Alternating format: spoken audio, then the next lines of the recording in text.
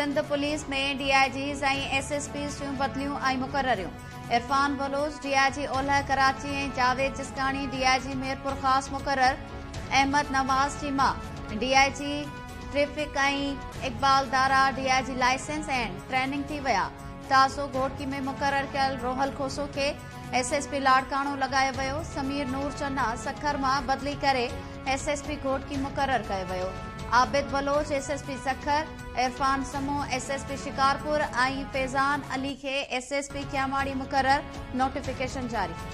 जी बिल्कुल ॾिसो सिंध पुलिस में वॾे आला सतह ते मुक़रर में बदिलियूं थियूं आहिनि। बिल्कुलु घोटकी में ताज़ो ई मुक़रर थियल रोहल खोसे खे हिकु भेरो ॿीहर उतां बदिली करे लाड़काणे जो SSP मुक़रर करे छॾियो आहे। अहिड़ी तरह आबिद बलोच खे SSP सखर मुक़रर कयो आहे त ताज़ो SSP सखर मुक़रर थियल सुमेर नूर चन्ना खे SSP घोटकी मुक़रर कयो वियो आहे। इरफान समे खे SSP शिकारपुर मुक़रर कयो वियो आहे। अहिड़ी तरह कैप्टन रिटायर्ड फैज़ान अली खे SSP क्यामाड़ी मुक़रर कयो आहे। सिंध जे राजधानी वारे शहर कराची जे ॿिनि ज़िलनि में मुक़रर में बदिलियूं कयूं आहिनि। बाक़ी ज़िला रहनि जॾहिं त हिन वक़्तु इरफान अली समे खे SSP शिकारपुर मुक़रर कयो आहे।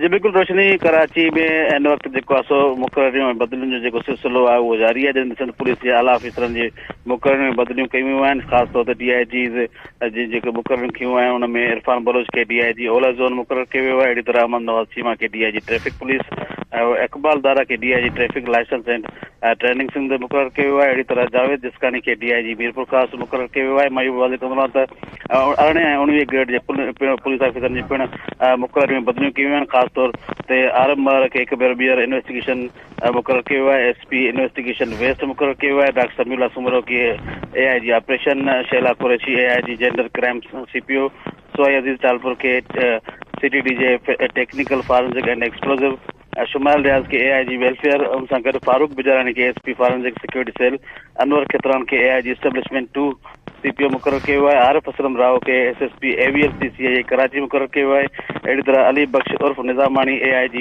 MT मुक़रर कयो आहे। जॾहिं त महमूद हुसैन जेको रिसेंटली प्रमोशन वठी आयो आहे उनखे SP प्रिंसिपल लाड़काणो मुक़रर कयो आहे। जी वॾी महिरबानी नासिम। कराची खां अब्दुल्ला सोलंकी तफ़सील ॾिना आहिनि।